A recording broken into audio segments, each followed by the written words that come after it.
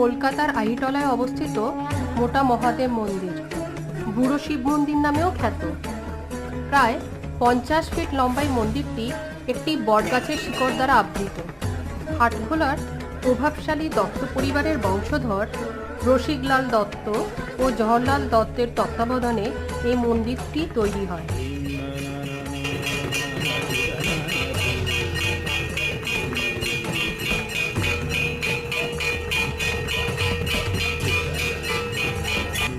এই মন্দিরের গর্ভগৃহে রয়েছে একটি বিশাল প্রায় 10 ফিট লম্বা শিবলিঙ্গ।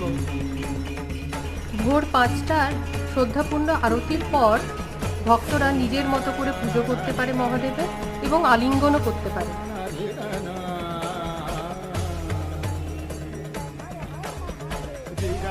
বহু পুরাতন পুরো শিব মন্দিরটি ঘুরে আসুন, ভালো লাগবে।